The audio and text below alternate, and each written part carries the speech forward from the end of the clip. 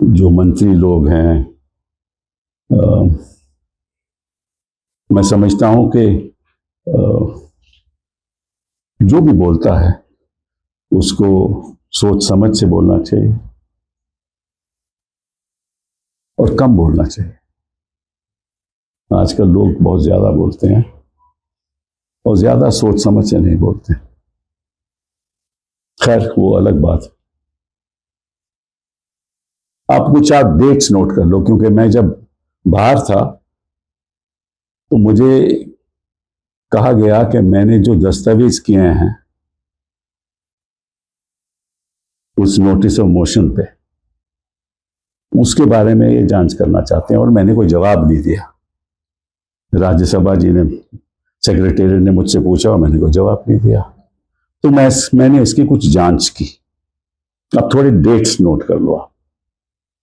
ये notice of motion Shekhar Yadav के संदर्भ में 13 दिसंबर 2024 को हम लोगों ने मूव किया,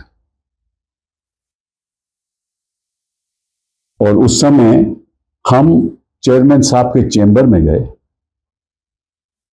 और सेक्रेटरी जनरल साहब आए, उसको रिसीव किया और डेट डाली 13 दिसंबर। तो 13 दिसंबर को उनको मिल गया। अब पीछे मैंने बयान पढ़ा रिजिजू जी का, कानून मंत्री हैं, उन्होंने कहा कि ये जो यशवंत वर्मा की जो इम्पीचमेंट है, इसका मोशन हम पहले दिन ही लगाएंगे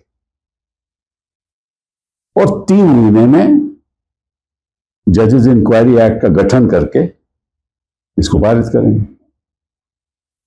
ये कहा ना उन्होंने कि इसमें जल्दबाजी होनी चाहिए, इसमें कोई देरी नहीं होनी चाहिए, विलंब नहीं होना चाहिए। अब 13 दिसंबर को जब हमने शेखर यादव का मोशन दिया तो 3 महीने तो बीत चुके थे, और ये कहते हैं कि इन्होंने हमें 7 मार्च को एक जो हमारी एनआईसी की जो ईमेल है उसमें हमें मैसेज भेजा, उसके बाद 13 मार्च को भेजा, उसके बाद 1 मई को भेजा।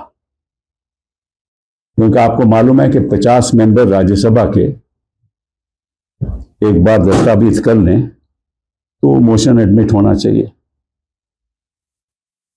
और रिजिजू जी को तो बड़ी जल्दी है, लेकिन शेखर यादव के केस में तो कोई जल्दी रही नहीं। खैर, फिर मैंने इन्वेस्टिगेट किया कि क्या उन्होंने मुझे भेजा है, क्योंकि मैं तो खुद था वहां 13 दिसंबर को प्रेजेंट करने के लिए। तो ये तो नहीं हो सकता कि मैं खुद था, मैंने दस्तखत किए, हस्ताक्षर किए, और ये कहते हैं मेरे हस्ताक्षर नहीं है। खैर, वो बात छोड़िए। तो मैंने जब अपनी ईमेल पे देखा तो 7 मार्च की मेरे पास तो कोई ईमेल है नहीं, 13 मार्च की ईमेल है। उसमें क्या लिखा है मैं आपको बता देता हूं। उसमें लिखा है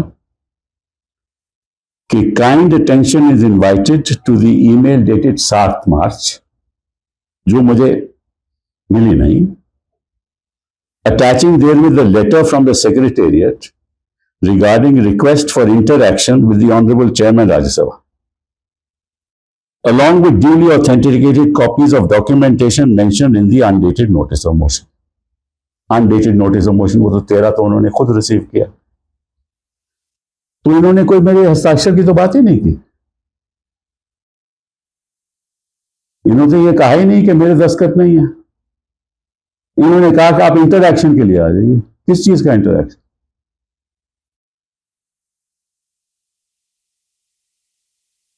फिर यही इन्होंने 1 मई को भेजी, यही चिट्ठी फिर 1 मई को भेजी, और वही रिपीट किया कि आप इंटरैक्शन के लिए आइए। तो इन्होंने तो कुछ मुझे आज तक नहीं कहा कि मेरे दस्तखत नहीं है और मेरे दस्तावेज नहीं है। किस लिए मैं इंटरैक्शन के लिए आऊं?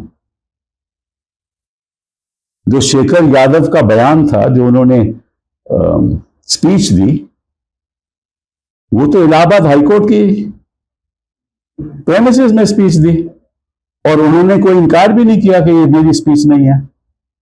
उन्होंने माना। उसकी ऑथेंटिकेशन की तो कोई जरूरत ही नहीं है। एनी केस 44 दस्तखत तो एक्सेप्टेड है, ये खुद कहते हैं राज्यसभा सेक्रेटेरिएट के 44 दस्तखत तो एक्सेप्टेड है, ऑथेंटिकेशन तो कोई दिक्कत ही नहीं है। तो किस लिए मुझे बुला रहे थे? और दिसंबर से लेकर 1 मई तक यही चल रहा था।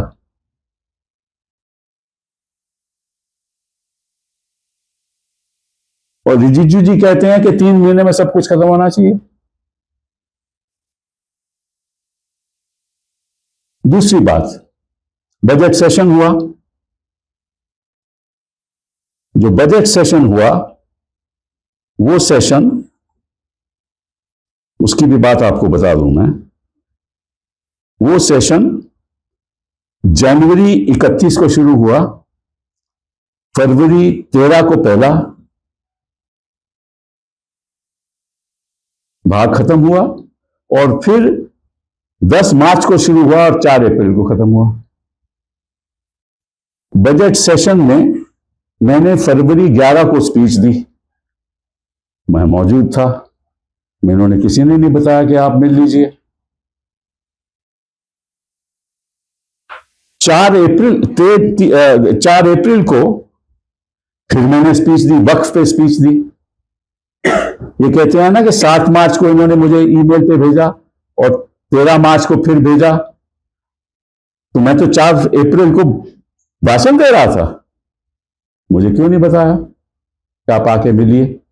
और इस बीच में चेयरमैन राज्यसभा से मिला, क्योंकि इंडिपेंडेंट मेंबर को 5-5 मिनट देते हैं, तो मैंने उनसे आग्रह किया कि मुझे थोड़ा ज्यादा दे दो।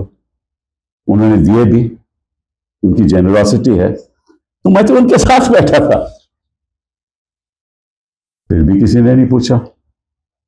और जब मैं आपको 13 दिसंबर को मैंने खुद आपको प्रेजेंट किया नोटिस ऑफ मोशन, तो ये तो नहीं हो सकता कि मेरे दस्तखत नहीं है और ये मेरे वो दस्तखत नहीं है। दूसरी बात, ये और भी इंपॉर्टेंट बात है कि दस्तखत कौन क्वेश्चन कर सकता है? या तो कोई और मेंबर कहे कि ये सिब्बल साहब के दस्तखत नहीं है, तभी मुझसे पूछेंगे ना। कोई ऐसी कंप्लेंट तो है नहीं। या सेक्रेटेरिएट खुद जांच करे कि मेरे उनके पास दस्तखत रहते हैं, जब मैंने ओथ्स ली दस्तखत रहते हैं ना मेरे उनके। ये क्या कर रहे हो? मेरे पास उनके पास दस्तखत रहते हैं मेरे, तो सेक्रेटेरिएट को बोलना चाहिए कि साहब आपके जो दस्तखत हैं हमारे पास वो मैच नहीं करते। यही 2 बातें हो सकती है ना, तीसरी बात तो कोई नहीं हो सकती। ये दोनों बातें की कोई जानकारी नहीं है। और ताज्जुब की यह बात यह है कि ये खुद शेखर यादव को डिफेंड कर रहे हैं, उन पे बयान दिए जा रहे हैं, ये कि मिसबिहेवियर नहीं है। अरे इनका क्या हक है बयान देने का? एक बार मोशन एडमिट हो जाए तब इंक्वायरी बैठेगी, इन्वेस्टिगेशन होगी, और इसमें तो इन्वेस्टिगेशन की जरूरत नहीं, क्योंकि बयान तो वो खुद मानते हैं। तो क्या हो रहा है? एक जज को बताने के लिए हो रहा है ना सब कुछ, क्योंकि वो अगली 2026 में रिटायर हो रहे हैं, तो इसको प्रोलॉन्ग किया जाए ताकि वो रिटायर हो जाएं। और साथ में ये भाषण दे रहे हैं कि इसमें तो कोई बात ऐसी है ही नहीं, सरकार के लोग। और जहां तक यशवंत वर्मा का सवाल है, वहां ये कह रहे हैं कि हम पहले दिन ही मोशन करेंगे और 3 महीने में इसको खत्म करेंगे।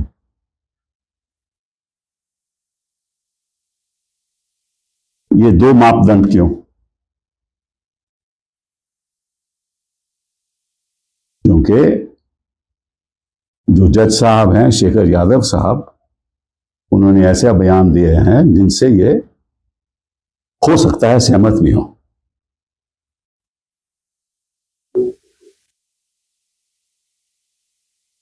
जैसे कलकत्ता में एक जज साहब को इन्होंने बीजेपी में ले लिया तुरंत और वो मेंबर ऑफ पार्लियामेंट बन गए।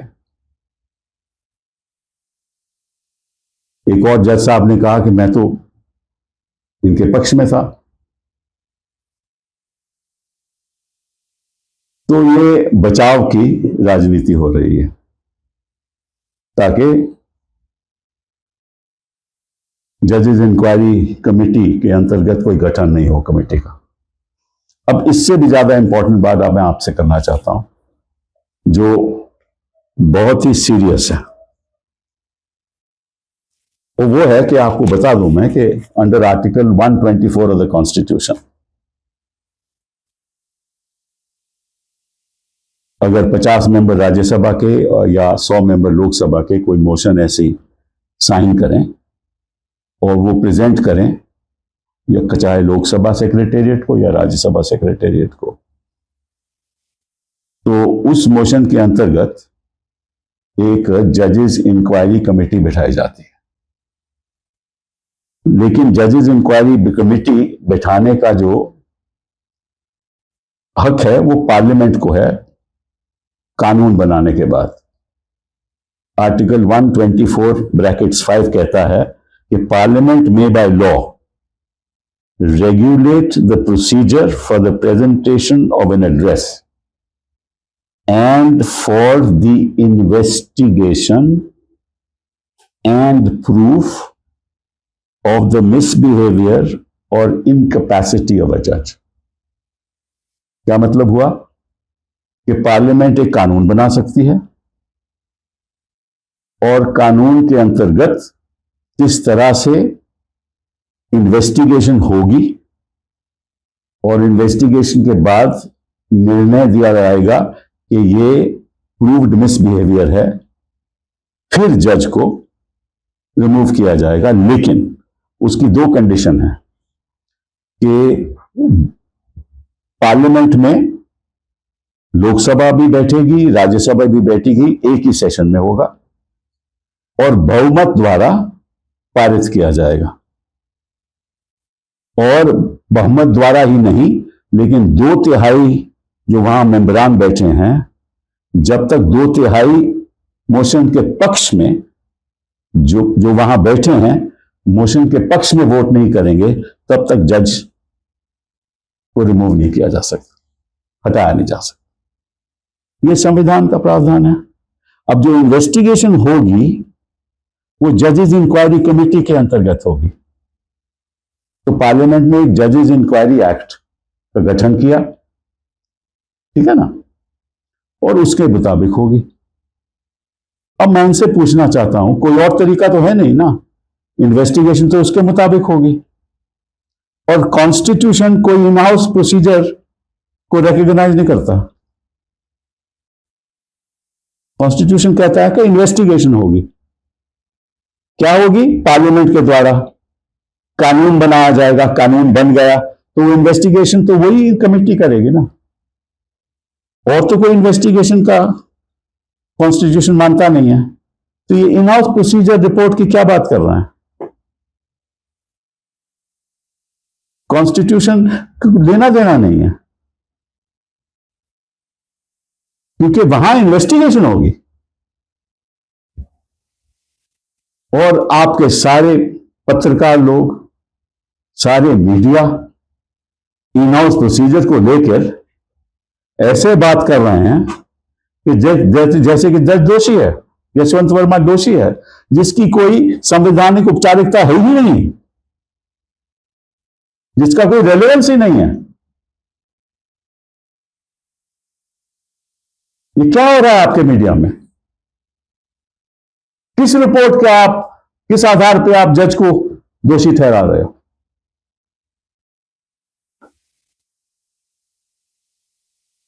और जज खुद कहते हैं इन हाउस को कि हमने कोई इन्वेस्टिगेशन नहीं की, और कॉन्स्टिट्यूशन कहती है इसकी इन्वेस्टिगेशन होनी चाहिए। और बिना इन्वेस्टिगेशन के आप लोग यहां बैठे हुए उनको दोषी ठहरा रहे हो, और मंत्री लोग बोल रहे हैं। यह सबसे ज्यादा गंभीर बात है। अब और एक बात आपको बताऊं, वो भी संवैधानिक है, क्योंकि तभी मैंने शुरुआत में कहा था कि अगर बोलो तो सोच के बोलो, कानून जान के बोलो। अब पार्लियामेंट क्या कहता है, कॉन्स्टिट्यूशन क्या कहती है कि ये मोशन है, ये मेंबर लाएंगे, सरकार को कोई हक नहीं मोशन लाने का। 50 members of parliament in the Rajya Sabha or 100 members of parliament in the Lok Sabha. Therefore, this right is given by the constitution to the members of the house. And 2/3 of the members of the house present and voting have to vote in favor of the motion, And the motion has to be passed also by a majority of the house. The government has no role to play because the constitution makers realize this power should not be given to the government. This is exclusively within the domain of members of parliament. How does a minister of the government make a public statement that I will move the motion, that we will move the motion? The government has no role to play in this. Government cannot rely upon an in-house procedure which has nothing to do with Article 124 of the Constitution.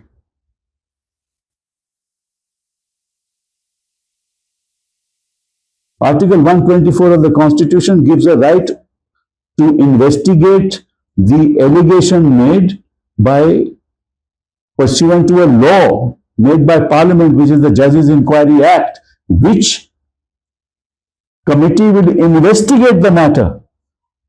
The Constitution doesn't recognize any in-house committee. It can't. And no government, no member of parliament can even look at that report and come to any conclusion. And yet all of you in the media have held the judge guilty based on a report which has no constitutional value or basis. What is going on in this country? And people in the government are making statements to that effect. This is shocking.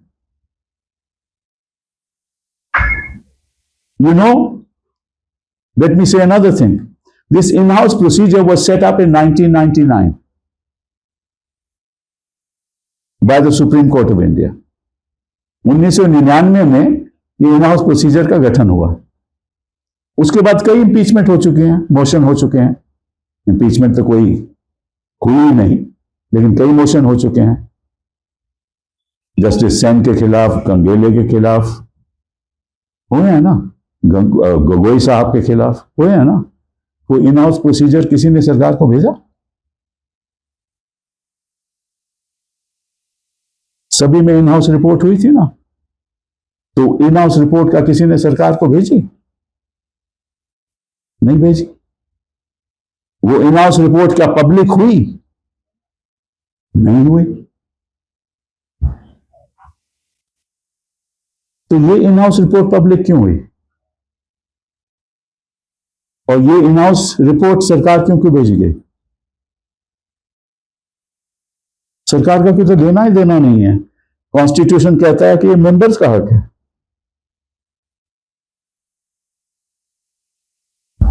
किस सोच के साथ ये भेजी गई? क्योंकि जो हमारे चीफ जस्टिस खन्ना साहब थे, सबसे मेरे हिसाब से एक बहुत ही बेहतरीन जज थे।